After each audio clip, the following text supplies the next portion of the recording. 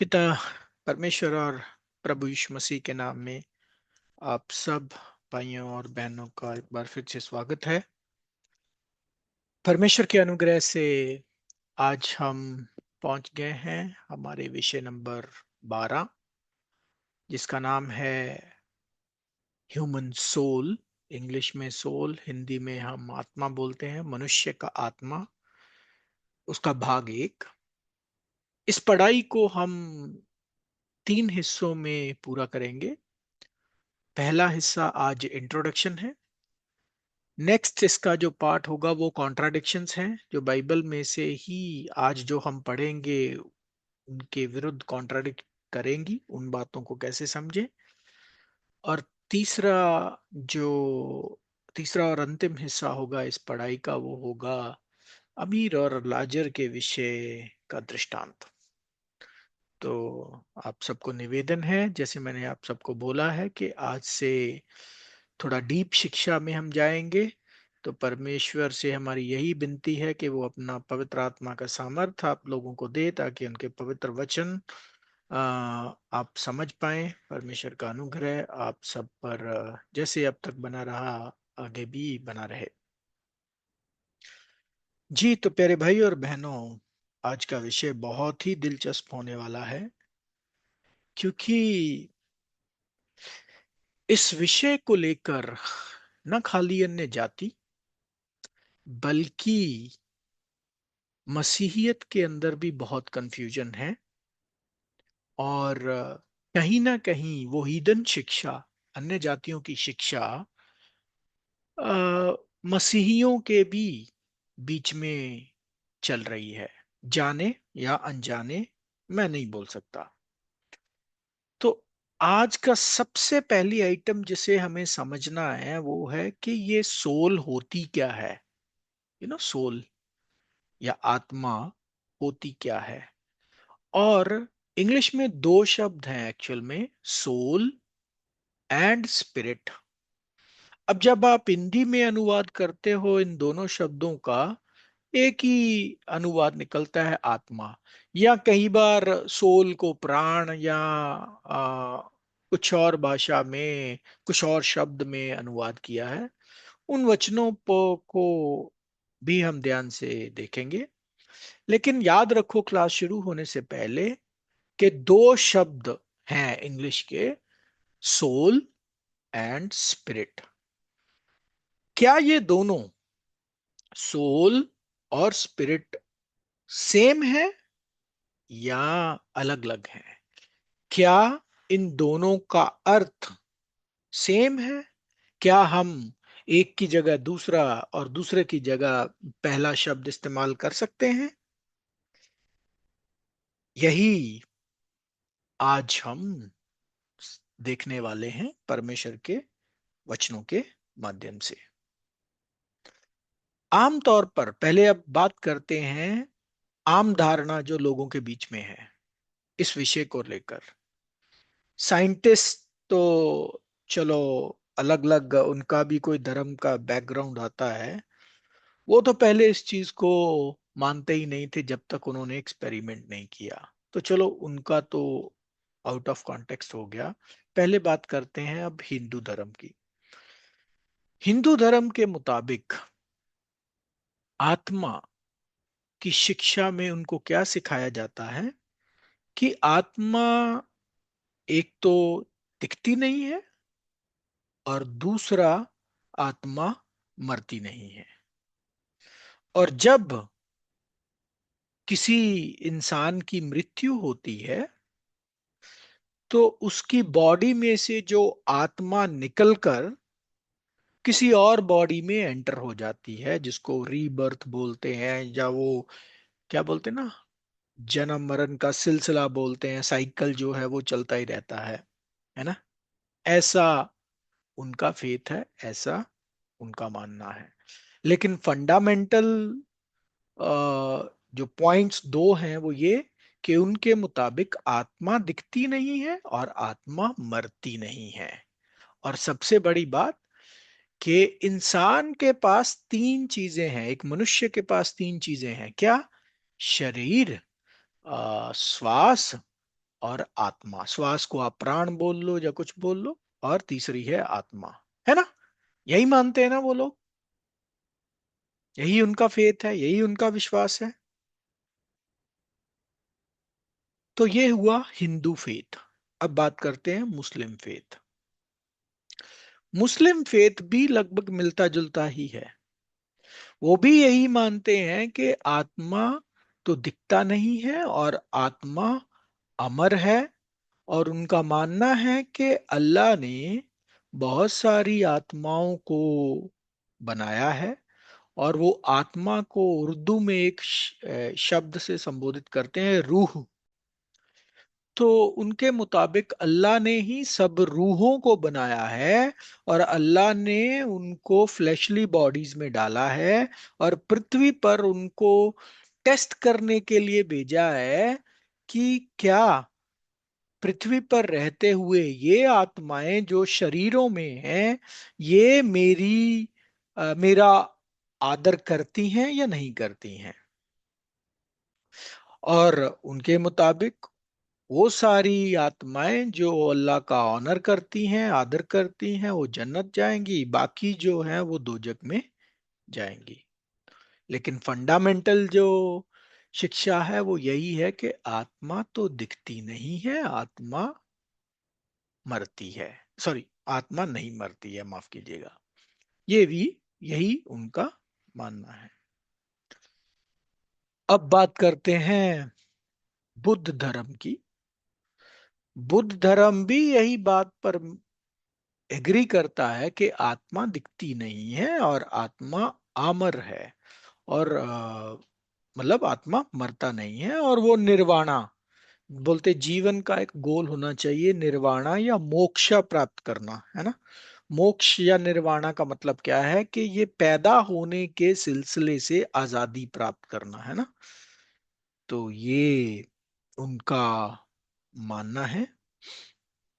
और उनका ये भी मानना है कि रीबर्थ के दौरान, साइकिल के दौरान, जैसे हिंदुओं का मानना है कि मनुष्य का आत्मा कभी मछली, कभी कुत्ता, कभी अलग अलग जानवर ऐसे घूमता रहता है। ये हो गया मेजर तीन धर्मों की बात, जो आत्मा के विषय में जो उनकी डॉक्ट्रिन है। अभी तक क्या देखते आ रहे हैं? तीनों ही, चाहे वो हिंदू, चाहे मुस्लिम, चाहे बुद्ध, तीनों ही ये मानते हैं कि आत्मा तो दिखता नहीं है, आत्मा अमर है। अब बात करते हैं क्रिश्चियंस की, और क्रिश्चियनिटी में दो डिविजन्स की। जब हम बात करते हैं क्रिश्चियंस और क्रिश्चियनिटी की दो डिविजन्स, उसमें आती हैं रोमन कैथोलिक और प्रोटेस्टेंट्स। रोमन कैथोलिक क्या बिलीव करता है आत्मा के विषय को लेकर? उनका भी मानना यही है जो अन्य जातियों का मानना है कि आत्मा दिखता नहीं है और आत्मा अमर है। और उनके मुताबिक वो ये बिलीव करते हैं कि जैसे ही आत्मा शरीर छोड़ती है, यानी मृत्यु के टाइम, इम्मीडिएटली जजमेंट के लिए वो आत्मा परमेश्वर को के पास पहुंच जाती है। किस वचन के आधार पर वो जो ऐसा बोलते हैं, पढ़ लेंगे। प्रकाशित वाक्य 20वां अध्याय 12 वचन।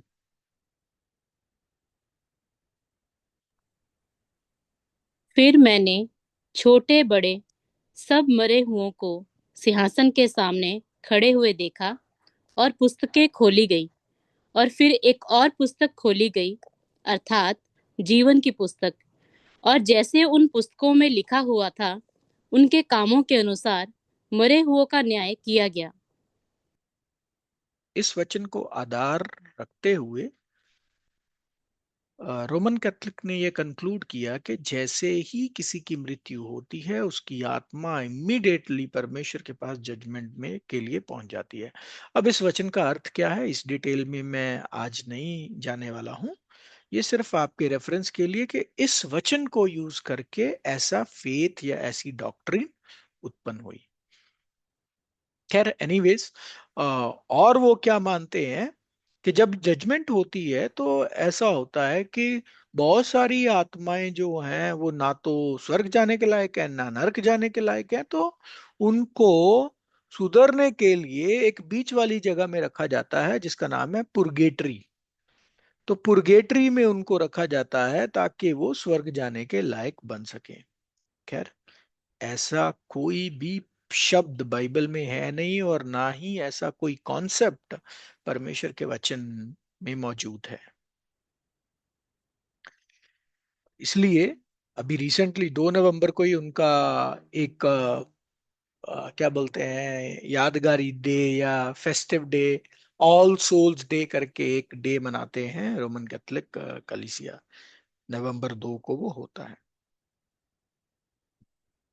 अब बात करते हैं प्रोटेस्टेंट्स की। प्रोटे प्रोटेस्टेंट्स का भी मानना कुछ अलग नहीं है, सेम है कि आत्मा दिखता नहीं है, आत्मा अमर है, मरता नहीं है। और जो आत्मा मर जाता, मतलब जो जब एक मनुष्य का मृत्यु हो जाता है और उसकी आत्मा जो है वो क्या बोलते हैं सो जाती है। आत्मा क्या करती है, सो जाती है। कब तक? जजमेंट के दिन पर।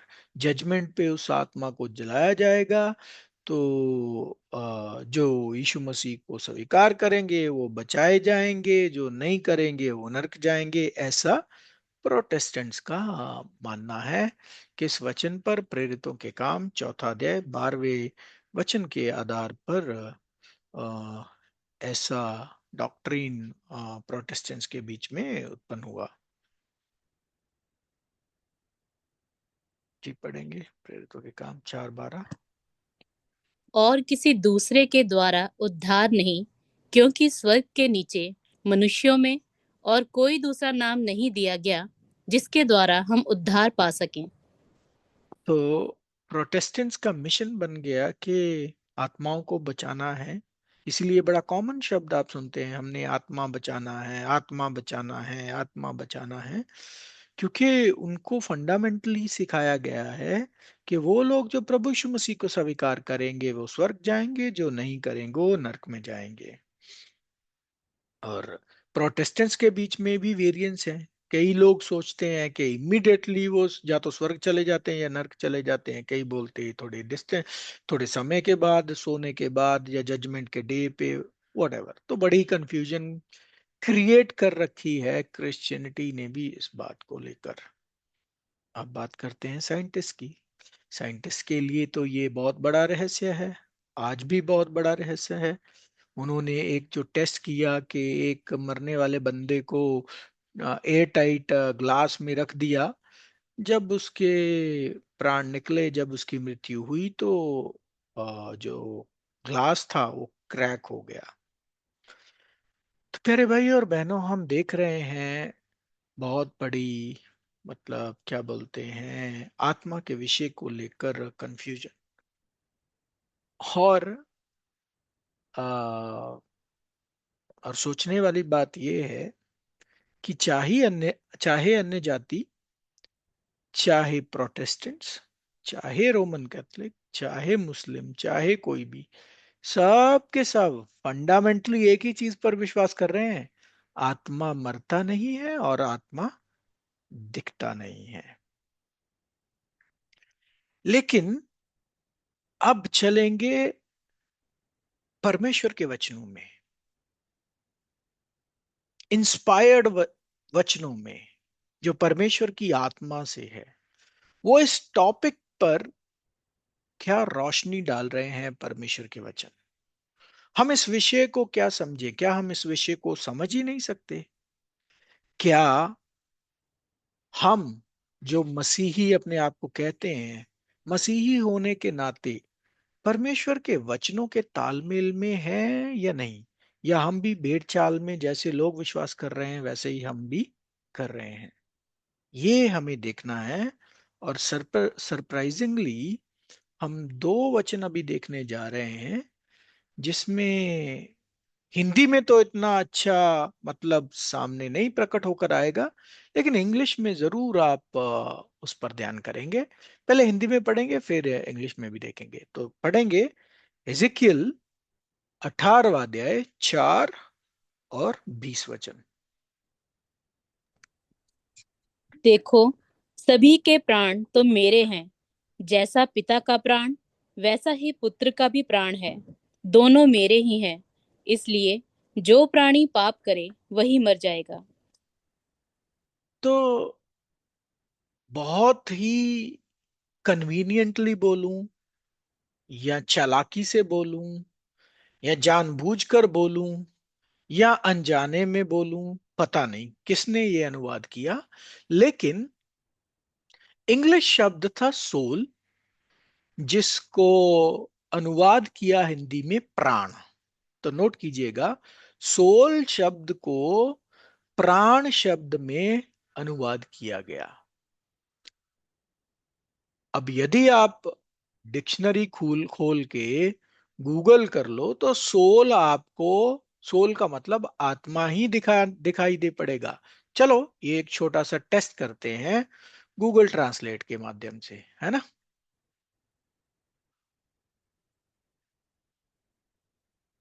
और देखते हैं ये शब्द सोल का एक्चुअल में डिक्शनरी मतलब क्या है। देख पा रहे हैं आप? सोल को जी भी बोलते हैं, प्राण भी बोल सकते हैं, लेकिन सबसे टॉप पर आ रहा है आत्मा, है ना। जीव, व्यक्ति, ये देखो सोल को व्यक्ति भी बोल सकते हैं। तो व्यक्ति क्यों नहीं ट्रांसलेट किया इधर, प्राणी क्यों किया? क्योंकि अनुवाद करने वालों को भी पीछे जो सीख कर आ रहे थे, जो सुनकर आ रहे थे, उसको मद्देनजर रखते ही इधर वही अनुवाद किया। लेकिन सरप्राइजिंगली और शॉकिंगली जो बात सामने आ रही है वो ये कि the soul that sinneth it shall die, वो आत्मा जो पाप करती है वो मर जाएगी या मरेगी। तो अभी तक जो हम जानकर आ रहे हैं, चाहे क्रिश्चियनिटी में, चाहे अन्य जाति में, अन्य जाति के फेथ में, क्या देखकर आ रहे हैं कि आत्मा मरता नहीं है।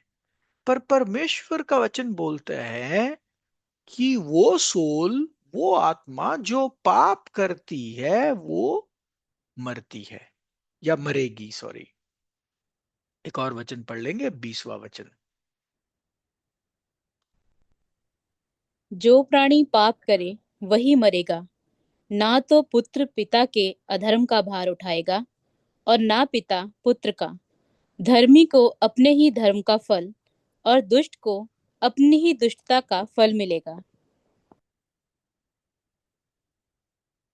जो प्राणी, फिर से सोल शब्द है। अभी प्राणी की जगह अगर हम रिप्लेस कर दें आत्मा, जो आत्मा पाप करते करेगा वो मरेगा। हमने दो स्क्रिप्चर देखे पुराने नियम में, इजिकल की किताब में, जो ये सीधा सीधा हमें बता रहे हैं कि आत्मा तो मरता है। सब लोग क्या मानते हैं? आत्मा नहीं मरता है। लेकिन परमेश्वर का वचन बोलता है जो आत्मा पाप करता है वो मरता है। अब क्वेश्चन ये है, क्या कोई नहीं मरता? सब तो मरते हैं, सब तो पापी हैं, सब तो क्या कर रहे हैं? पाप का फल मृत्यु के रूप में प्राप्त कर रहे हैं, है ना। और एक और बड़ा इंटरेस्टिंग वचन देखेंगे, कोई भी कुछ भी कर ले अपने आत्मा को जीवित नहीं रख सकता। पढ़ लीजिए भजन संगीता 22वां अध्याय 29 वचन। पृथ्वी के सब हष्ट पुष्ट लोग भोजन करके दंडवत करेंगे। वे सब जितने मिट्टी में मिल जाते हैं और अपना अपना प्राण नहीं बचा सकते, वे सब उसी के सामने घुटने टेकेंगे। None can keep alive his own soul, कोई भी अपनी आत्मा जीवित नहीं रख सकता अनफॉर्चुनेटली। आई डोंट नो, अगर आप लोग नहीं जानते लेकिन कुछ हरियाणा वाले भाई लोग रिलेट कर पाएंगे। वो क्या, ज्योति, दिव्य ज्योति वालों ने उनके लीडर को, उसकी डेड बॉडी को आज तक भी रखा है। आई डोंट नो कितने साल हो गए उसको रखे हुए, 10 साल 5 साल पता नहीं। उनको लगता है कि वो जी उठेगा और वो वैसे का वैसा ही बैठ जाएगा, ऐसा होगा वैसा होगा, वो बोल के गया था। तो बट वचन बोलता है कोई भी अपनी आत्मा को जीवित नहीं रख सकता। तो अ, इसका मतलब सिंपल सिंपल, आत्मा जो है वो मरता है, जीवित नहीं रह सकता। परमेश्वर का वचन ये हमें सिखाता है। अचंभे की बात है, हैरानी की बात है, यस होनी भी चाहिए, क्योंकि हम लोग जो आज तक विश्वास करते आए हैं उसके पूरा कॉन्ट्राडिक्शन में, उसके पूरे विपरीत स्क्रिप्चर्स हमें बता रहे हैं कि जो आत्मा पाप करता है वो मरता है। हम क्या विश्वास करते आए हैं कि आत्मा मरता नहीं है, राइट जी। फिर से कुछ और वचन देख लेते हैं हमारी क्यूरियोसिटी को वो करने के लिए, क्योंकि तेरा वचन सत्य है, परमेश्वर का वचन ही है अथॉरिटी जो आपको और मेरे को ये बता सकता है कि कौन सही कौन गलत। अपनी बुद्धि से नहीं, अगर परमेश्वर के इंस्पायर्ड वचन हमसे बात कर रहे हैं तो हमें उनको मानना है, क्योंकि तेरा वचन सत्य है। फिर पढ़ेंगे भजन संगीता 33वां अध्याय 19 वचन। कि वह उनके प्राण को मृत्यु से बचाए और अकाल के समय उनको जीवित रखे। अगर प्राण यानी कि आत्मा की मृत्यु ही नहीं हो सकती, और इंटरेस्टिंगली, चलो छोड़ो, अगर मैं प्राण को और कुछ भी बोल मान लूं, चाहे जो संसार मान रहा है, जनरली मैं बात कर रहा हूं, अभी मैं नहीं मान रहा हूं, लेकिन मैं मान, अगर फॉर एग्जाम्पल मैं उनके साथ सहमत हो जाऊं कि हाँ जी प्राण जो है वो तो नहीं मरता है, तो भाई प्राण अगर मर ही नहीं सकता तो उसकी मृत्यु, उसे मृत्यु से कैसे बचाया जा सकता है? आत्मा अगर मर ही नहीं सकता तो उसको मृत्यु के से बचाने का सवाल ही कैसे पैदा उठेगा, पैदा होगा, है ना? इसका मतलब प्राण या फिर आत्मा, उसकी मृत्यु होती है, वो मर सकता है ना? एक और वचन पढ़ लेंगे, भजन संगीता 40:14। जो मेरे प्राण की खोज में है वे सब लज्जित हों और उनके मुंह काले हों और वे पीछे हटाए और निरादर किए जाएं जो मेरी हानि से प्रसन्न होते हैं। तो जो मेरे प्राण की खोज में है, ये खोज में तो नहीं अनुवाद होना चाहिए था हिंदी में। जो लोग मेरे प्राण को या मेरी आत्मा को नाश करना चाहते हैं, नाश करने को ढूंढ रहे हैं, ऐसा होना चाहिए वचन हिंदी में। बट नहीं है, तो चलो क्या करें, अनुवाद की ये प्रॉब्लम है।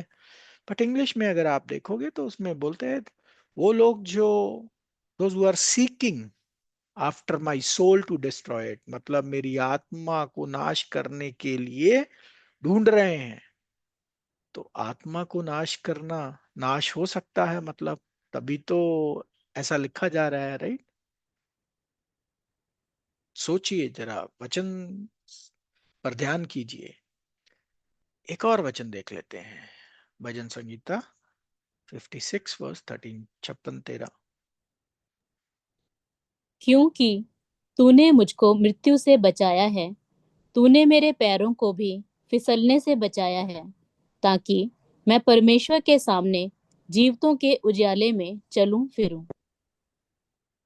फिर से बोल रहा है, thou hast delivered my soul from death, तुमने, अब देखो ये जो मैंने शुरू में क्लास कर शुरू करते वक्त बोला, चालाकी से अनुवाद। अब अनुवाद करने वाले को ये किसने अथॉरिटी दी है कि पीछे सोल शब्द को वो प्राण प्राण प्राण प्राण करके अनुवाद कर रहा है, और इधर सीधा ही उसने तूने मुझको मृत्यु से बचाया है, जबकि होना चाहिए तूने मेरी आत्मा को मृत्यु से बचाया है ना। For thou hast delivered my soul from death, तुमने मेरी आत्मा को मृत्यु से बताया। प्यारे भाई और बहनों, आपको मैं मतलब जब हम कंक्लूड करेंगे, जब हम एक्चुअल डेफिनेशन में जाएंगे कि आत्मा बाइबल के अनुसार है क्या, तब आपको समझ में आएगा कि अनुवाद करने वाला भी गलत नहीं था, लेकिन उसको एक्चुअल में विषय की समझ नहीं थी। और सिमिलरली ना हिंदूस, ना मुस्लिम, और ना अनफॉर्चुनेटली क्रिश्चियंस को सोल के विषय की क्लैरिटी है, समझ है। सब लोगों ने एक ही शिक्षा पकड़ रखी है, आत्मा मरता नहीं है, आत्मा मरता नहीं है। हमारे सामने 7 स्क्रिप्चर्स आ गए हैं जिसमें क्लियरली ये बोला जा रहा है कि सोल मरता है, आत्मा मर सकता है, आत्मा को नाश किया जा सकता है ना। अब चलते हैं न्यू टेस्टामेंट में। ओल्ड टेस्टामेंट की तो हमने टेस्टिमनी देख ली, है ना। अभी न्यू टेस्टामेंट से देखते हैं कि आत्मा के विषय में न्यू टेस्टामेंट के बारे में क्या लिखा है, या सोल की डेथ हो सकती है, आत्मा की डेथ हो सकती है या नहीं। तो पढ़ेंगे याकूब 5वां अध्याय 20 वचन। तो वह ये जान ले कि जो कोई किसी भटके हुए पापी को फेर लाएगा, वह एक प्राण को मृत्यु से बचाएगा और अनेक पापों पर पर्दा डालेगा। क्लियरली, एक प्राण को, एक आत्मा को मृत्यु से बचाएगा। तो आत्मा मर सकता है तभी तो उसको मृत्यु से बचाएंगे ना, या प्राण मर सकता है तभी तो उसको मृत्यु से बचाएंगे ना। तो ये बात है। फिर एक और वचन पढ़ लेंगे नए नियम में, प्रेरितों के काम 3 अध्याय 23 वचन। परंतु प्रत्येक मनुष्य जो उस भविष्यवक्ता की ना सुने, लोगों में से नाश किया जाएगा। जी, लोगों में से नाश किया जाएगा। एवरी सोल, इधर मनुष्य कर दिया देखो, जबकि यह होना चाहिए था वो हर एक आत्मा जो उस भविष्य वक्ता की नहीं सुनेगी उसको नाश कर दिया जाएगा। नाश मतलब खत्म कर दिया जाएगा, टोटली डिस्ट्रॉयड। है ना सरप्राइजिंग, है ना हैरानी की बात कि आत्मा मरता है। चलो, अब एक और इस पर आइसिंग ऑन द केक करते हैं, थोड़ा और सरप्राइज को बढ़ाते हैं।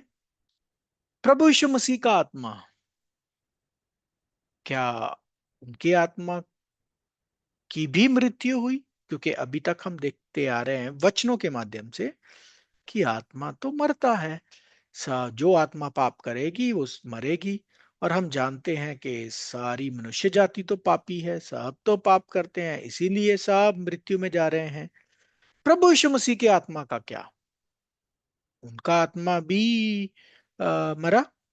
चलो वचन से देखेंगे। मती 26वां अध्याय 38 वचन। तब उसने उनसे कहा, मेरा मन बहुत उदास है, यहाँ तक कि मेरा प्राण निकला जा रहा है। तुम यहीं ठहरो और मेरे साथ जागते रहो। My soul is exceeding sorrowful even unto death। मेरा मन बहुत उदास नहीं है, मेरा आत्मा बहुत ज्यादा दुख में है, यहां तक के मृत्यु के दुख जैसा। तो प्रभु यीशु मसीह के खुद के शब्दों में वो बोल रहे हैं कि मेरा आत्मा मरने की कगार पर है, इतना दुख है मुझे। अब उनका आत्मा मरा, यही देखेंगे, अभी देख लेंगे। यशाया 53:12, ये पूरा चैप्टर हमारे प्रभु यीशु मसीह मसीहा के ऊपर है, तो इसमें देखते हैं। इस कारण मैं उसे महान लोगों के संग भाग दूंगा और वह सामर्थियों के संग लूट बांट लेगा, क्योंकि उसने अपना प्राण मृत्यु के लिए उड़ेल दिया, वह अपराधियों के संग गिना गया, तो भी उसने बहुतों के पाप का बोझ उठा लिया और अपराधी के लिए विनती करता है। जी। तो उसने अपने प्राण को मृत्यु के लिए उंडेल दिया, उसने अपनी आत्मा को मृत्यु के लिए दे दिया। किसकी बात हो रही है? प्रभु यीशु मसीह की। प्रभु यीशु मसीह के खुद के शब्दों में उन्होंने बोला कि मेरा आत्मा मृत्यु तक, मतलब मरने तक वो है, क्या बोलते हैं, बहुत दुख में है। और ये वचन क्लियरली बोल रहा है मसीहा के बलिदान के बारे में कि उसने अपने आत्मा को मृत्यु के लिए सौंप दिया, दे दिया। तो सिंपल शब्दों में प्रभु यीशु मसीह का आत्मा भी मरा। हाँ, उनकी मृत्यु एक कुर्बानी वाली मृत्यु थी, हमारी मृत्यु जैसी मृत्यु नहीं। ठीक है, उनके प्राण की मृत्यु कुर्बानी की मृत्यु थी। चलो, नेक्स्ट क्वेश्चन है। अभी अभी तक हमने क्या देख लिया? अभी जितने सारे वचन हम देखते आए, हमने मरने के कॉन्टेक्स्ट में देखे कि क्या आत्मा मर सकता है। और हमने अभी तक सब कुछ जितने भी वचन देखे, सब में हम यही देख रहे हैं कि सबका आत्मा मरता है, इंक्लूडिंग प्रभु यीशु मसीह का आत्मा भी मरा। अब नेक्स्ट है, क्या आत्मा देखा जा सकता है? अभी उसके विषय में हम बात करेंगे। फॉर एग्जाम्पल, अगर जिस चीज में लहू हो उसको हम देख सकते हैं।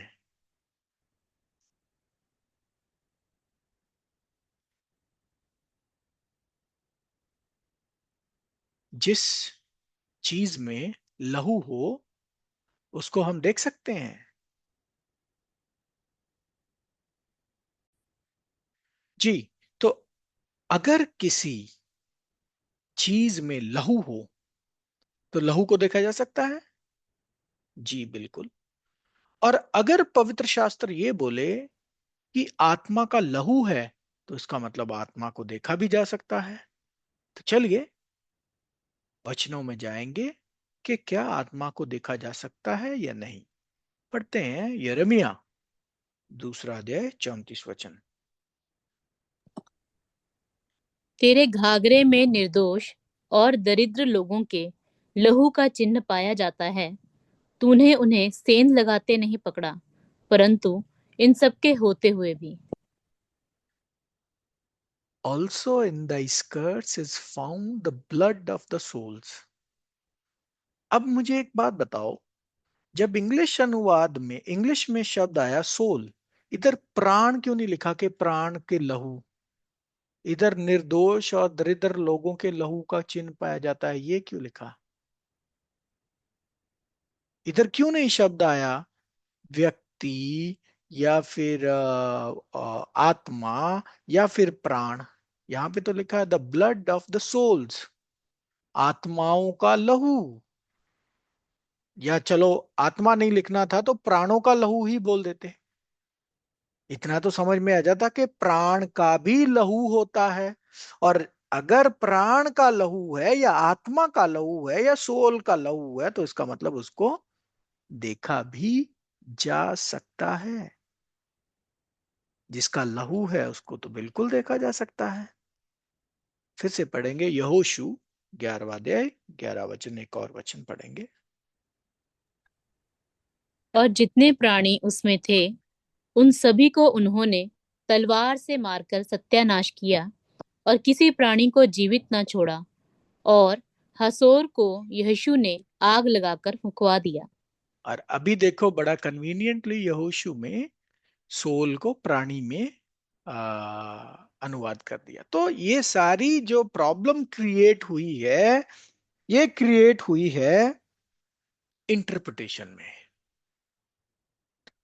और इंटरप्रिटेशन को गहराई तरीके में ना समझने की वजह से ऐसी कंफ्यूजन पैदा हुई, ऐसी कंफ्यूजन पैदा हुई कि क्रिश्चियंस भी उस विश्वास पर विश्वास करना चालू किए जो हीदन्स या दूसरी अन्य जातियों का था।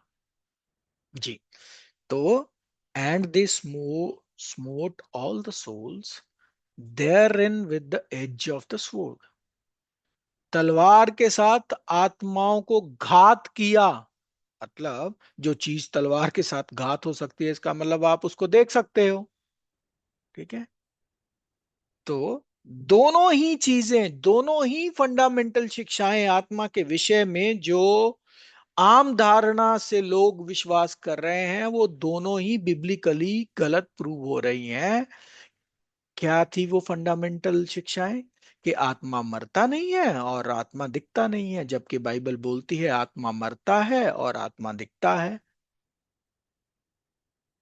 अब सबसे बड़ा क्वेश्चन खड़ा हो जाता है, आत्मा चीज क्या है ना? जानना चाहोगे आत्मा है क्या चीज? मनुष्य का आत्मा, मैं और किसी आत्मा की बात नहीं कर रहा, मैं पवित्र आत्मा की बात नहीं कर रहा हूं, मैं मनुष्य के आत्मा की बात कर रहा हूं, ह्यूमन सोल। इस चैप्टर का नाम है ह्यूमन सोल। वो है क्या चीज? बेस्ट उत्तर कौन दे सकता है? जिसने आत्मा को बनाया, जिसने इंसान को बनाया, है ना? तो वो कौन है? परमेश्वर खुद। वही हमें उत्तर दे, उन अगर उत्तर दे तो हमें संतुष्टि हो सकती है। क्या कोई वचन है जो परिभाषा दे कि भाई ह्यूमन सोल होती क्या है? जी बिल्कुल है, वचन पढ़ेंगे। उत्पत्ति 2 अध्याय 7 वचन में।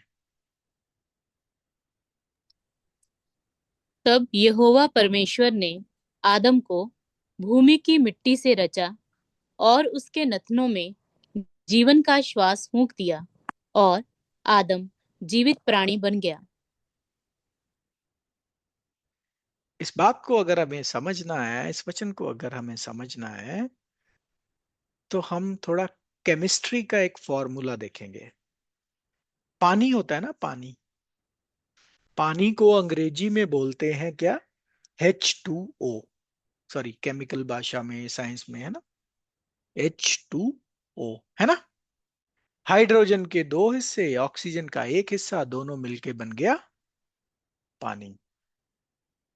सिमिलरली इस वचन में परमेश्वर ने एक जीवित आत्मा, प्राणी नहीं, जीवित आत्मा क्या होती है उसकी डेफिनेशन, उसकी परिभाषा दी है। परमेश्वर ने सबसे पहला मनुष्य जो बनाया, कौन था? आदम। आदम को कैसे बनाया? दो चीजों के कॉम्बिनेशन से बनाया, dust of the ground and उसके नथनों में जीवन का श्वास फूका, और जब ये दोनों हो गए, शरीर में जब सांस फूक दिया, वो बन गया जीवित आत्मा। इसको हम ऐसे समझ सकते हैं। जीवित आत्मा क्या होता है? जीवित आत्मा एक शरीर और परमेश्वर के द्वारा दिया गया सांस। अब उत्पत्ति 2:7 को भी अगर आप साधारण भाषा में समझने जाओ, तो आपको लगेगा अच्छा, परमेश्वर ने जो जैसा जैसा आम तौर पर माना जाता है कि शायद परमेश्वर ने मिट्टी ली, ठीक है, जमीन से मिट्टी ली, काली मिट्टी, उसका एक गुड्डा बनाया लंबा सा, उसको मतलब उसके अंग वंग बनाए और उसमें फूंक मारी, और वो जो खड़ा हो गया वो आदम बन गया। भाई अगर ऐसा था, ठीक है, पहला आदम तो मान लो, अगर हम ये बात मान भी लें, आप और मैं कैसे पैदा होते हैं? क्या हम मिट्टी से पैदा होते हैं? क्या हम मिट्टी से पैदा होते हैं? और दूसरी बात, आपको क्या लगता है कि आपके नथनों में जो चल रहा है वो ऑक्सीजन है? नहीं भाई, आपके नथनों में जो है वो परमेश्वर का आत्मा है। क्योंकि ऑक्सीजन तो मुर्दे के लिए भी अवेलेबल होती है। एक फॉर एग्जाम्पल मान लो एक जगह आप बैठे हो जहां एक मुर्दा भी है, वो मुर्दा सांस नहीं ले पा रहा है, ऑक्सीजन तो उधर मौजूद है ना। आपके पास ऑक्सीजन है, आप जीवित हो, उसके पास भी तो ऑक्सीजन है लेकिन वो नहीं ले पा रहा है सांस। तो ये जो जीवन का श्वास है ये खाली ऑक्सीजन ही नहीं है मेरे भाई और बहनों, ये है परमेश्वर का आत्मा जो आपके नथनों में है। यही है हमें चला रहा। अगर ये निकल जाए तो आत्मा जीवित नहीं रहता, आत्मा मर जाता है। तो लिविंग सोल क्या है, जीवित आत्मा क्या है, इसकी परिभाषा क्या है? बॉडी प्लस ब्रेथ, ये दोनों जब मिलते हैं तब जाके एक जीवित आत्मा बनता है। ठीक है। कौन दोनों चीजें? Body and breath. अभी इधर क्यों बोला परमेश्वर के वचन में कि भाई उसको मिट्टी, भूमि की मिट्टी से रचा। भूमि की मिट्टी से रचे का मतलब ये है तत्व। तत्व, इंसान की बॉडी में 70% पानी, इंसान की बॉडी में वो सब मिनरल्स और विटामिन्स और आयन और सब पाया जाता है जो जमीन से मिलता है। इसीलिए हमारा जीवन निर्भर है खाने वाली चीजों के ऊपर। और खाने वाली चीजें किधर से होती हैं? मिट्टी से होती हैं। और जो खाने वाली चीजें हैं उससे आपको क्या सप्लाई होता है? प्रोटीन होता है, फिर विटामिन्स होते हैं, फिर मिनरल्स होते हैं, आयन होते हैं। ये सब कुछ आपकी बॉडी में पाया जाता है और वो सप्लाई होते हैं मिट्टी से। और जब मृत्यु होती है ऐसे ही मिट्टी में ये शरीर चला जाता है। इसलिए बोला है डस्ट ऑफ ग्राउंड, मिट्टी से लिया मिट्टी में चला गया। कोई ऐसा परमेश्वर ने मिट्टी का पुतला नहीं बनाया था, बहुत ही बढ़िया तरीके से बनाया था, वो भी आगे जाके हम देखेंगे कैसे। तो प्यारे भाई और बहनों, अभी तक हम क्या देखते हैं? शरीर, खाली शरीर को हम जीवित आत्मा नहीं बोल सकते और खाली श्वास को भी जीवित आत्मा नहीं बोल सकते। इन दोनों के कॉम्बिनेशन को ही जीवित आत्मा बोल सकते हैं। और प्यारे भाई और बहनों, मसीहियों की एक और गलत फहमी, अब जब आप अभी आपको अगर समझ में आ गया है कि एक तो शरीर है, एक तो श्वास है, ये दोनों मिलकर जीवित आत्मा बन गए। ठीक है। अगर दोनों में से कोई भी नहीं है तो वो जीवित आत्मा नहीं है। अब देखते हैं जब मृत्यु होती है तो क्या होता है। चाहे वो मृत्यु पशु की हो, चाहे वो मृत्यु विश्वासी की हो, चाहे वो क्रिश्चियन की हो, चाहे वो नॉन क्रिश्चियन की हो, जब मृत्यु होती है तो क्या होता है? पढ़िए सब उपदेशक 12वां अध्याय 7 वचन। जब मिट्टी ज्यों की त्यों मिट्टी में मिल जाएगी और आत्मा परमेश्वर के पास जिसने उसे दिया लौट जाएगी। तो क्या होता है जब मृत्यु होती है? तो क्या होता है भाई? मिट्टी वापस मिट्टी में, चाहे आप उसको जला दो वो राख बन जाएगी, चाहे आप उसको दफना दो, कुछ दिनों के बाद कीड़े बॉडी खा के उसको मिट्टी बना देंगे, फर्क कुछ नहीं है। शरीर तो मिट्टी ही होना है। तो मिट्टी, जब मृत्यु होती है तो मिट्टी मिट्टी में चली गई और आत्मा परमेश्वर के पास जिसने उसे दिया लौट जाएगी। तो परमेश्वर कहाँ है? स्वर्ग में। किसी की भी मृत्यु हो रही है, वो आत्मा जो परमेश्वर ने दिया, वो आत्मा जो परमेश्वर ने दिया क्या है? वो जीवन का श्वास। वो किधर लौट जाएगा? परमेश्वर के पास वापस लौट जाएगा। पीछे क्या बचा? ये जो मूवीज, ये जो गलत शिक्षा फैलाई शैतान ने कि जी नहीं, इंसान के पास दो नहीं तीन चीजें होती हैं। श्वास तो उसी वक्त निकल जाता है, शरीर तो वो जला दिया जाता है, लेकिन वो आत्मा जो है वो भटकता रहता है। तो भाई किधर है इधर आत्मा जो भटकता रहता है परमेश्वर के वचन में? इधर दो ही चीज, परमेश्वर ने आत्मा को बनाया, दो ही चीजों का जिक्र किया, शरीर का जिक्र किया, और जो श्वास उन्होंने फूका नाक में उसका जिक्र किया। इधर भी जब मृत्यु होती है इंसान की, उसके विषय में भी बताया कि मिट्टी शरीर मिट्टी में चला जाता है, और सांस जो परमेश्वर ने दिया है वो परमेश्वर के पास लौट जाता है। तो तीसरी चीज कहाँ है?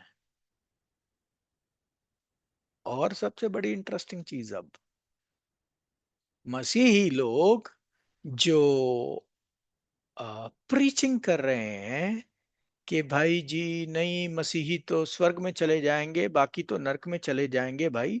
जब आत्मा मर रहा, जब जब एक इंसान मर रहा है, उसका तो इमीडिएटली आत्मा परमेश्वर के पास पहुंच रहा है, चाहे वो इंसान हो, चाहे वो इंसान विश्वासी हो, चाहे वो अविश्वासी हो।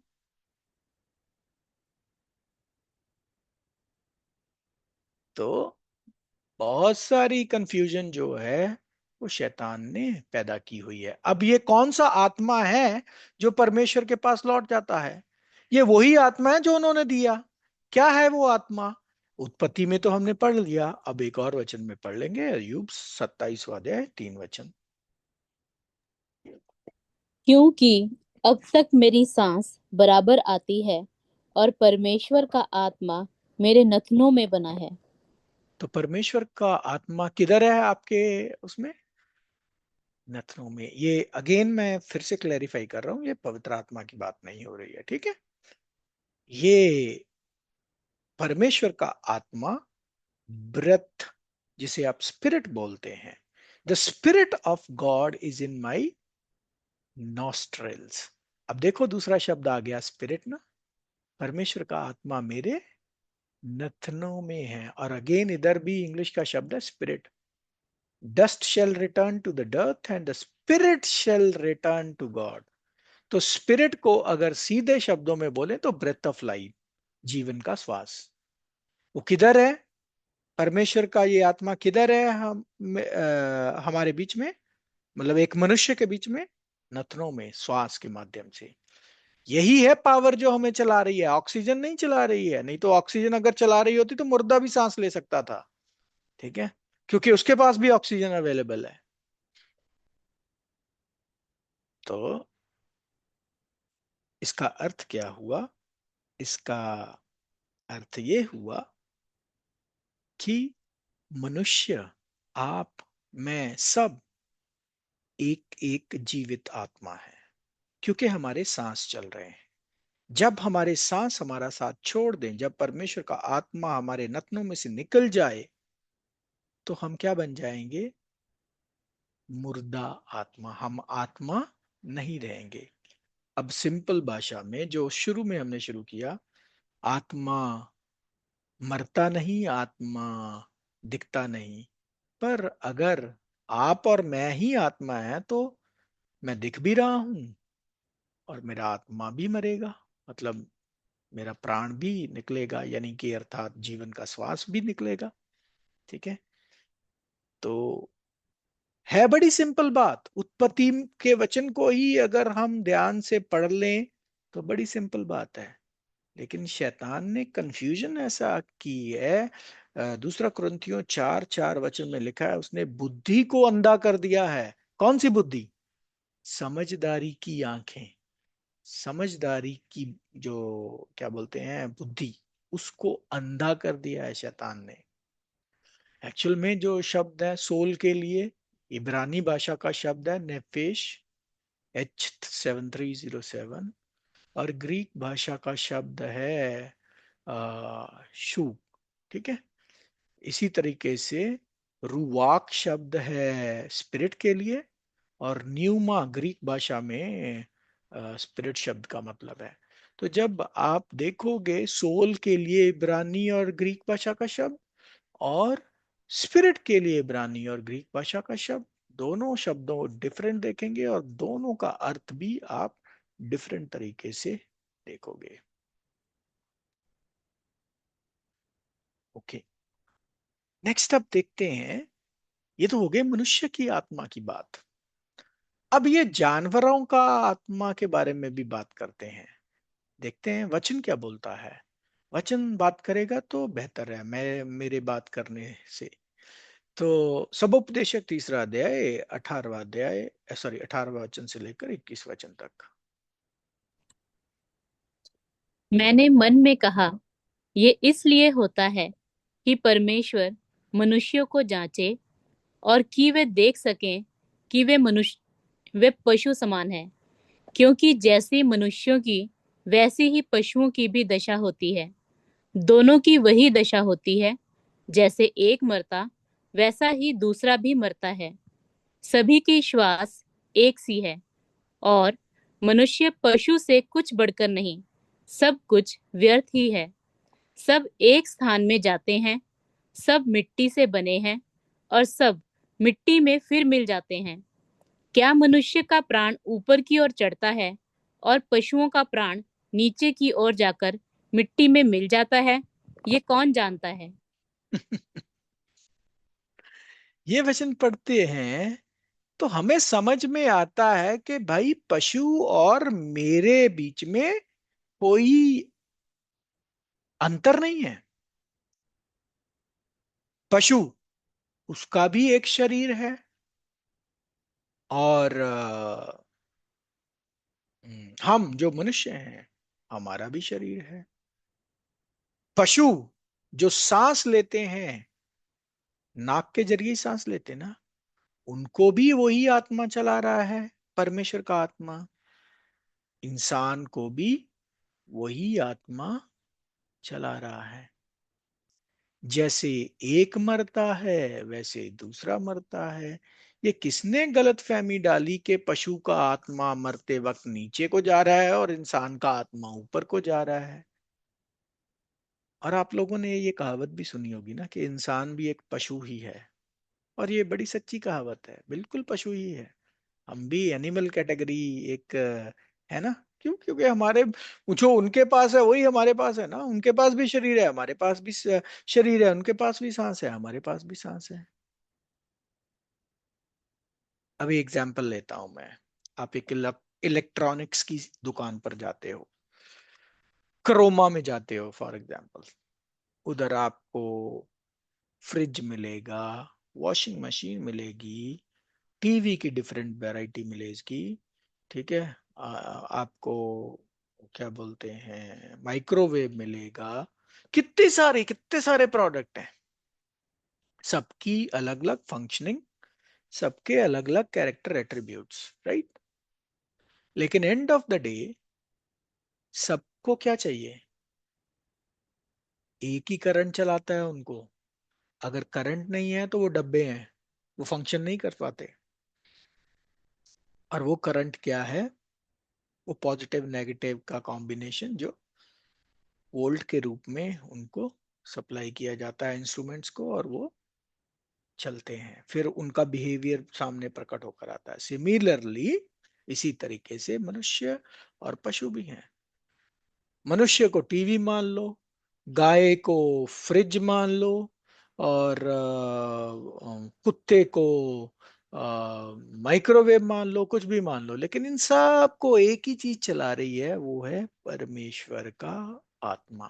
कुत्ते के अंदर भी वही है, इंसान के अंदर भी वही है, गाय के अंदर भी वही है, या कोई भी किसी के अंदर जो भी जीवित प्राणी है जिसके पास ये शरीर और सांस है, उनके अंदर भी यही आत्मा चल रहा है। यही परमेश्वर का वचन इधर बता रहा है। हाँ, अंतर सिर्फ ये है इंटेलिजेंस का, बुद्धिमत्ता का, जो परमेश्वर ने अपनी योजना के मुताबिक अपने हिसाब से सबको दी है। बहुत बुद्धिमान है जानवर, कितने बुद्धिमान है। आजकल बोलते हैं, कुत्ता वफादार है इंसानों से तो कुत्ता पाल लो, है ना। वो देखो, वो ईगल जो होता है वो कैसे, जब वो मरने के कगार पर होता है, अपने पंख गिरा देता है, कैसे उसमें दोबारा पावर आ जाती है ना। पंख दोबारा आने चालू हो जाते हैं और उसकी लाइफ बढ़ जाती है। तो ये एग्जाम्पल के माध्यम से शायद हमें समझ में अ, आया होगा। आपके घर में भी सारे इलेक्ट्रॉनिक्स इंस्ट्रूमेंट है, आप बता सकते हो कि जी ये टीवी का करंट है, ये फ्रिज का करंट है, ये पंखे का करंट है, ये गीजर का करंट है, ऐसा कुछ होता है? नहीं, एक ही करंट आ रहा है ना पूरे घर में। हाँ, उनकी पहचान, उनका बिहेवियर, उनकी खासियत, उनकी कमियां वो अलग अलग हो सकती हैं। सिमिलरली ऐसे ही इंसान और पशुओं के बीच में है। जी, तो अब हम बात कर रहे हैं, मैं आपको बता रहा था कि मनुष्य का ये जो बॉडी है, ये कोई मिट्टी का गुड्डा नहीं परमेश्वर ने बनाया था। बहुत ही अद्भुत और बहुत ही सुंदर तरीके से बनाया था, जिस बात को दाऊद बहुत भली भांति समझता था, जानता था। पढ़िए भजन संगीता 139:14। मैं तेरा धन्यवाद करूंगा, इसलिए कि मैं भयानक और अद्भुत रीति से रचा गया हूँ। तेरे काम तो आश्चर्य के हैं, और मैं इसे भली भांति जानता हूँ। मैं बहुत ही अद्भुत तरीके से बनाया गया हूँ। प्रे सॉरी, दाऊद लिखने वाला, भजन संगीता लिखने वाला, ये ऐसा बोलता है। परमेश्वर ने ऐसा नहीं कि कोई गुड्डा लिया और बना दिया। नहीं, परमेश्वर ने बड़ा सिस्टेमेटिकली बॉडी को तैयार किया। जरा आप बायोलॉजिकली बॉडी को जरा स्टडी करके देखिए कि क्या क्या चीजें हैं, कितने लाखों करोड़ों वेन हैं, कैसे चमड़ी चढ़ाई, कैसे सेल्स, कितने सारे नर्व सेल्स हैं। अगर कुछ में भी फंक्शनिंग इधर उधर होगी तो बॉडी आपकी पूरी हिल जाती है। परमेश्वर ने कैसे बनाया, अब देखते हैं अयूब 10:10। क्या तूने मुझे दूध के समान उड़ेल कर और दही के समान जमा कर नहीं बनाया? ये बात हो रही है हड्डियां और हड्डियों के बीच के अंदर की कैल्शियम। कैल्शियम लिक्विड फॉर्म से होकर उसको कन्वर्ट किया थिक फॉर्म में, है ना, हड्डियां बनी। कैल्शियम के माध्यम से हड्डियां बनी। फिर आगे 11वां वचन। फिर तूने मुझ पर चमड़ा और मांस चढ़ाया, और हड्डियां और नसें गूंद कर मुझे बनाया है। चमड़ा चढ़ाया, मांस चढ़ाया, है ना, और हड्डियों के आजू बाजू नसों के कैसे जंजाल बना पड़ा है।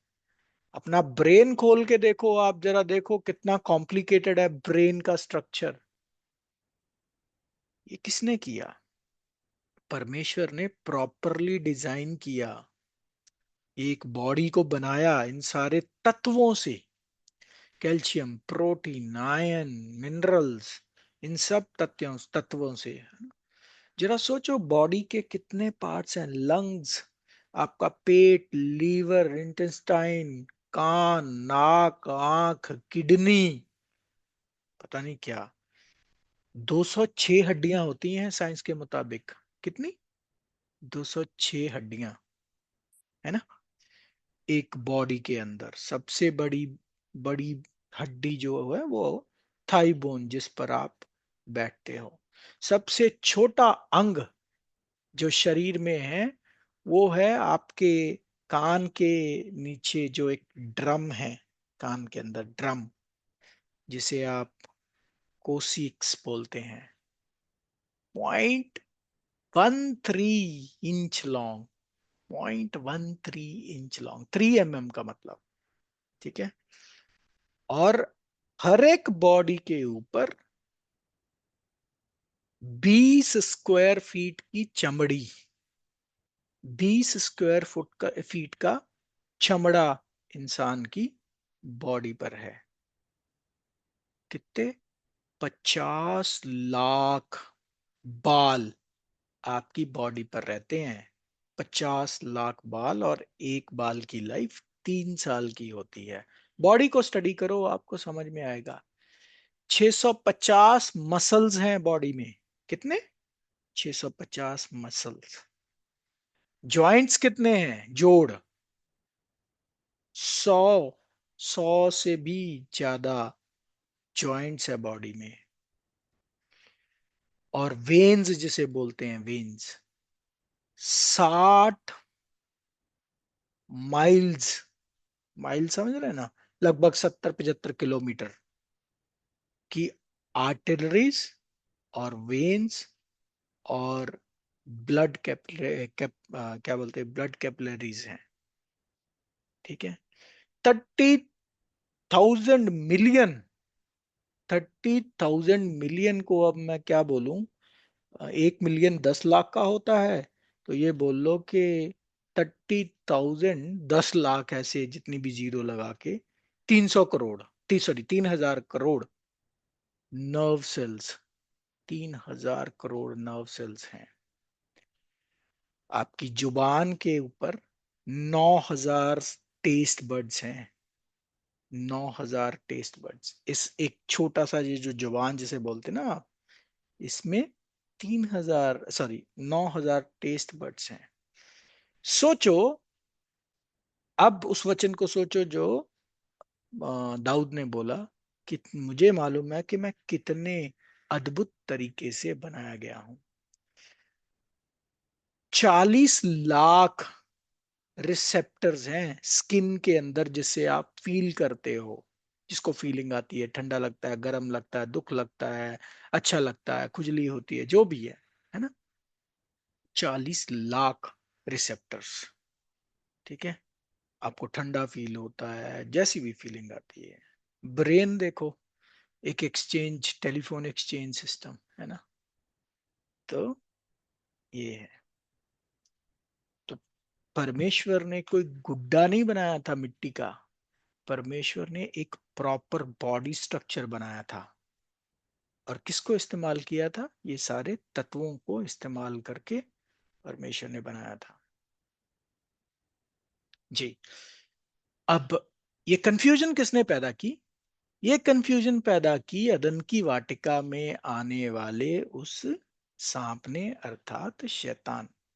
क्या कहा स्त्री को, तुम निश्चय नहीं मरोगे। स्त्री कौन है, एक जीवित आत्मा। एक जीवित आत्मा को शैतान ने बोला, क्या तुम निश्चय ना मरोगे, तुम पक्का नहीं मरोगे, शैतान ने बोला।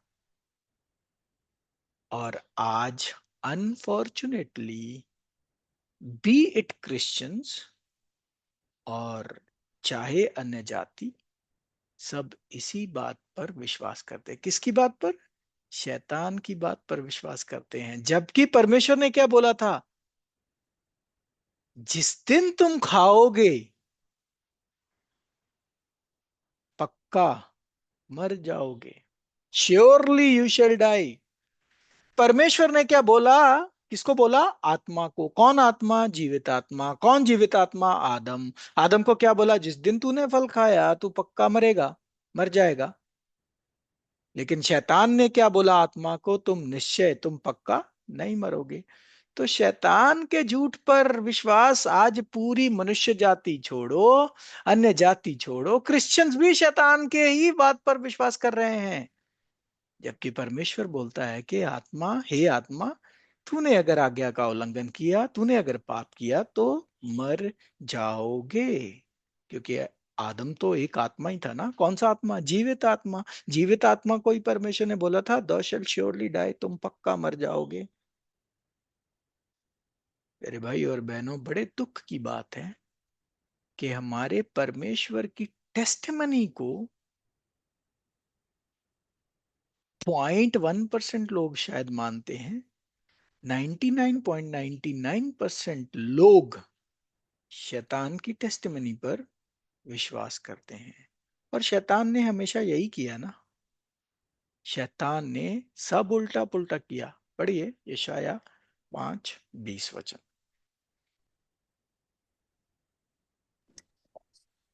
हाय उन पर जो बुरे को भला और भले को बुरा कहते, जो अंधियारे को उजियाला और उजियालों को अंधियारा ठहराते, और कड़वे को मीठा और मीठे को कड़वा करके मानते हैं। जी। तो ये शैतान ने सब कुछ उल्टा पुल्टा किया। शैतान ने सब कुछ उल्टा पुल्टा किया। परमेश्वर ने स्त्री का हेड किसको बनाया, पुरुष को, मर्द को, पति को। लेकिन वो भी उल्टा हो गया। आज हेड कौन है घर का? और प्राउडली सब लोग एक्सेप्ट करते हैं कि भाई हमारे घर घर का हेड तो मेरी बीवी है। ऐसा प्राउडली इसको एक्सेप्ट भी किया जाता है। ये सब कुछ करने वाला कौन? इस सब को उल्टा पुल्टा करने वाला कौन? शैतान। शैतान का ये काम है। शुरू से ही धोखेबाज था, झूठा था, झूठ का बाप है। तो प्यारे भाई और बहनों, जब एक आत्मा मरता है, जब उसकी मृत्यु होती है, उसकी परिस्थिति क्या होती है, हम देख लेंगे सब उपदेशक 9:4 में। परंतु जो सब जीवितों में है उसे आशा है, क्योंकि जीविता क्योंकि जीविता कुत्ता मरे हुए सिंह से बढ़कर है। जीवते की ज्यादा वैल्यू है, मरा हुआ खत्म, डेड। जीवते कुत्ते की वैल्यू मरे हुए शेर से बढ़िया है। मतलब जीवते के पास शरीर भी है, सांस भी है। लेकिन जो मर गया है, शरीर तो दिख रहा है लेकिन सांस, पावर, वो पावर जो बॉडी को चला रही है, सिग्नल्स दे रही है, ब्रेन फंक्शनिंग चल रही है, किडनी फंक्शनिंग चल रही है, सब कुछ चल रहा है, वो है परमेश्वर की आत्मा से। वो ही नहीं रहा तो फिर उस बॉडी की कोई वैल्यू नहीं है। इसीलिए बोला जीवता कुत्ता मरे हुए शेर से अच्छा है। तो मतलब क्या है कि वो मूल्यवान है जो जीवित है, जो मर गया वो खत्म है, वो मिट्टी है। ठीक है, आगे भी पढ़ लीजिए 5 और 6 वचन। क्योंकि जीवते तो इतना जानते हैं कि वे मरेंगे, परंतु मरे हुए कुछ भी नहीं जानते, और ना उनको कुछ और बदला मिल सकता है, क्योंकि उनका स्मरण मिट गया है। उनका प्रेम और उनका बैर और उनकी डाह नाश हो चुकी। और अब जो कुछ सूर्य के नीचे किया जाता है, उसमें सदा के लिए उनका और कोई भाग न होगा। प्यारे भाई और बहनों, ये वचन ध्यान दो, इस पर ध्यान दो। जितने तो क्या बोलते हैं जीवते हैं, उनको पता है वो मरेंगे, परंतु जो मर गए उनको कुछ नहीं मालूम। कुछ नहीं मालूम। उनको ना किसी से कोई बदला लेना है, ना उनकी कोई यादाश्त बची है, ना उनका किसी के साथ कोई प्रेम है, ना उनका किसी के साथ कोई दुश्मनी है, ना उनका किसी के साथ कुछ लेना देना है। यहां तक के वचन बोलता है कि सूर्य के नीचे होने वाले किसी भी काम में उनका सदा के लिए कोई भी हिस्सा नहीं है, अब से, जब से वो मर गए। और हमारी मसीहियत में तो अंधभक्ति या अंधविश्वास की लाइन लगी पड़ी है। अरे वो उसका आत्मा घूम रहा है, वो बदले ले रहा है, वो ये बॉलीवुड और ये हॉलीवुड ने मिलके जो आत्माओं की या जो फिल्मों के द्वारा ये प्रचार किया। और खैर वो नहीं भी करते तो वैसे भी अंधविश्वास तो वैसे ही सारे धर्मों में फैला हुआ है, और वही मसीहियत में है, वही मसीहियत भी विश्वास कर रही है।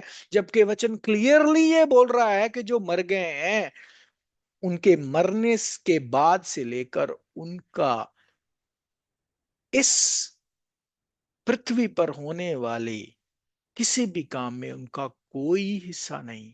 हम बड़ा इमोशनल हो जाते हैं फोटो लगा के, अरे वो देख रहा है हमें, हमें घूर रहा है, वो इधर ही कहीं घूम रहा है।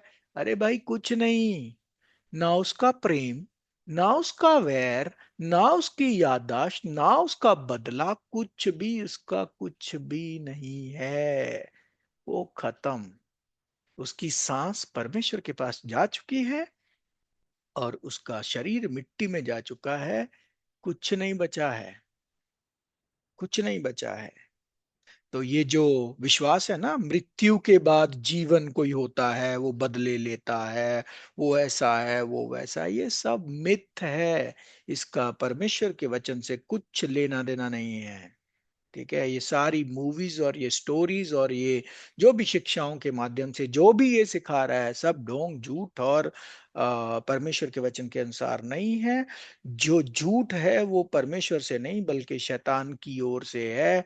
और ये चीज जो शैतान ने शिक्षा के रूप में फैलाई है, इसका शिकार मसीहियत भी है। मसीहियत भी अंधकार में है। जी, एक और वचन पढ़ लेंगे, सबोपदेशक 9:10। जो काम तुझे मिले उसे अपनी शक्ति भर करना, क्योंकि अधोलोक में जहां तू जाने वाला है, ना काम, ना युक्ति, ना ज्ञान और ना बुद्धि है। जहां पर तू जा रहा है मरने के बाद, वहां ना तो कोई स्कीम लगा सकता है तू, ना उधर कोई ज्ञान है, ना उधर कोई बुद्धि है, ना नॉलेज है, कुछ नहीं है भाई। कुछ नहीं। सो जो करना है जीते जी करो। मरने के बाद कोई जीवन नहीं है। गलत फहमी है ये। फिर से एक और वचन पढ़ लेंगे, भजन संहिता 6:5। क्योंकि मृत्यु के बाद तेरा स्मरण नहीं होता, अधोलोक में कौन तेरा धन्यवाद करेगा। तो मृत्यु में कोई यादाश्त नहीं रहती है। तो भाई आप चाहे कब्र को सोने से भी बनाओ, उस पे फूल चढ़ाओ, अपने घर में मिट्टी सॉरी क्या बोलते हैं वो हार, तस्वीर पर हार लटका के रोज धूप बत्ती करो, उससे कुछ ना होने वाला। जो गया उसको कोई फर्क नहीं पड़ता। क्यों? क्योंकि ना तो उसे कुछ याद है, ना उसका आपके साथ प्रेम है, ना उसका आपके साथ दुश्मनी है, कुछ नहीं। कुछ नहीं है। उसका कोई योगदान नहीं है आपके घर में होने वाली कोई भी एक्टिविटी में। फिर से पढ़ लेते हैं भजन संगीता 115:17। मृतक जितने चुपचाप पड़े हैं, वे तो यहोवा की स्तुति नहीं कर सकते। कुछ नहीं कर सकते वो, चुपचाप पड़े हैं, सोए हुए हैं, ना क्या बोलते हैं, मर चुके हैं। जी, एक और वचन पढ़ेंगे, अय्यूब 7वां अध्याय 9 और 10 वचन। जैसे बादल छट कर लोप हो जाता है, वैसे ही अधोलोक में उतरने वाला फिर वहां से नहीं लौट सकता। वह अपने घर को फिर लौट ना आएगा और ना अपने स्थान में फिर मिलेगा। तो जी, ये जो क्या बोलते हैं अंधविश्वास जो चलता है, कब? जब खास करके हिंदुओं के उसमें, जब मृतक को लेके जाते हैं वो सामने चावल फेंकते जाते हैं ना, क्या क्या रीजन रहता है उसका? कि वो जब आत्मा घर घर को वापस लौटने की कोशिश करेगी तो उसको रास्ता नहीं मिलेगा, क्योंकि वो जो वो फेंकते जा रहे हैं चावल, उसको वो चुप कर वो पक्षी ले जाएंगे और वो रास्ता। अरे, आत्मा को इतना ही बेवकूफ समझ रखा है क्या? और ऐसा क्या हो गया भाई कि अभी ये जो मरने वाला था, जो मर गया, उसका पूरे खानदान से प्रेम है, और इमीडिएटली थोड़े समय मरने के बाद वो खानदान का दुश्मन बन गया है। और आप लोग उसको घर वापस नहीं आना देना चाहते हैं भाई, क्यों? वैसे तो आप लोग बड़ा रोते हो कि भाई आए क्यों, मर गया क्यों, छोड़ गया हमें। लेकिन जब उसके घर आने की बात आती है तो फिर आपको दिक्कत है कि नहीं भाई अब तू निकल गया तो निकल ही ले। है ना? ये कैसा फेथ है, ये कैसा वो है? तो ये सब ध्यान करने वाली बात है। तो क्या जी वो रात निकल जाएगी उसकी, फिर वो दिन को पक्षी चावल चो चुग कर ले जाएंगे? इतना ही टाइम लग जाएगा क्या मुर्दे को घर पहुंचने में? और वो, और मुर्दा रात को ही चल सकता है, दिन को नहीं चल सकता है? सॉरी, आत्मा रात को ही चलेगी, दिन को नहीं चलेगी। मुर्दा नहीं, रात आत्मा बोलना चाहिए। ये सारे प्रश्नों का उत्तर क्या है? सब अंधविश्वास और अंधभक्ति की बात है। और हमारे, आपने भी देखा होगा बहुत सारा ये इमोशनल दिखाया जाता है, वो तारे की तरफ देख के, वो देखो मेरी माँ, वो देखो मेरा बाप मुझे देख रहा है। या फिर कोई क्रिकेट का स्टार है, वो देखता है सेंचुरी मार के ऊपर को, देखो मेरे पिता मुझे देख रहा है। ये सब कुछ नहीं है भाई, उसको कुछ नहीं पता कि सेंचुरी मार रहा है या जीरो पे आउट हो रहा है। पढ़ लीजिए अयूब 14 अध्याय 21 वचन। उसके पुत्रों की बड़ाई होती है और ये उसे नहीं सूझता, और उनकी घटी होती है परंतु वह उनका हाल नहीं जानता। उसको कुछ नहीं मालूम, कुछ नहीं मालूम। चाहे आपकी बड़ी हो रही हो, चाहे घटी हो रही हो, चाहे आप डूब रहे हो, चाहे मर रहे हो, चाहे हंस रहे हो, चाहे दुख में हो, उसको कुछ मालूम नहीं है।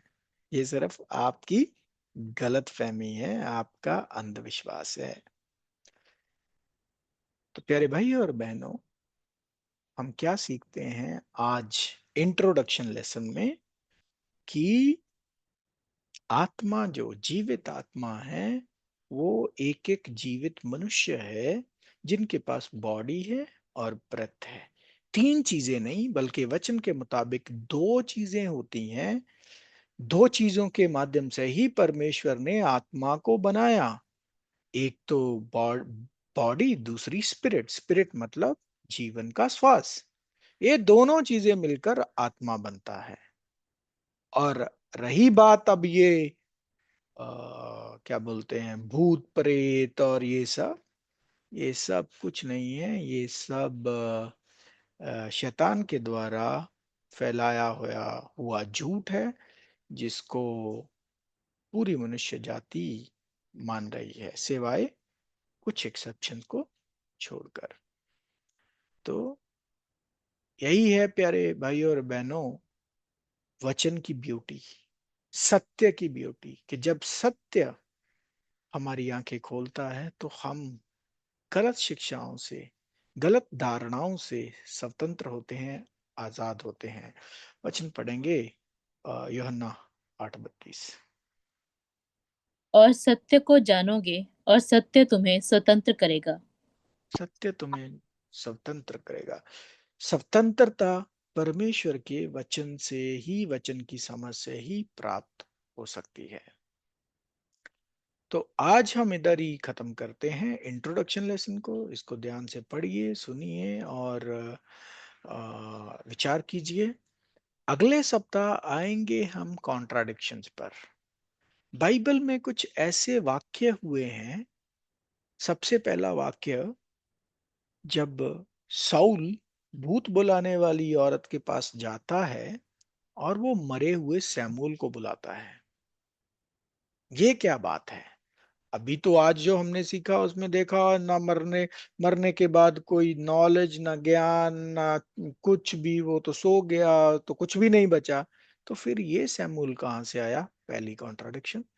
दूसरी कॉन्ट्राडिक्शन, प्रभु यीशु मसीह जब पहाड़ी पर जाते हैं, उनका रूपांतरण होता है और वो मूसा और मरे हुए मूसा और एलिया से बात करते दिखाई देते हैं। तो वो कौन थे? और फिर हम देखेंगे वो जो चोर, क्या उसी दिन प्रभु के साथ स्वर्ग में चला गया? और प्रभु यीशु मसीह तो खुद उस दिन स्वर्ग में नहीं गए, वो तो गए बेचारे 50 दिन के, 40 दिन के बाद, 43 दिन के बाद, 3 दिन कब्र में, 40 दिन वो। लेकिन ये चोर उसी दिन कैसे स्वर्ग में जा सकता है? और फिर एंड वाला लेसन, 14वें लेसन में देखेंगे रिच मैन एंड लाजरस का दृष्टांत। तो परमेश्वर ही आप सबको बहुत सारा अनुग्रह दे। आपने इतना समय दिया, इतने समय हमारे साथ जुड़े रहे, इसके लिए आपका बहुत बहुत धन्यवाद। इस लेसन को दोबारा से पढ़िए, रिवाइज कीजिए। कोई क्वेश्चन हुआ तो जरूर पूछिए। Thank you and Lord bless you all.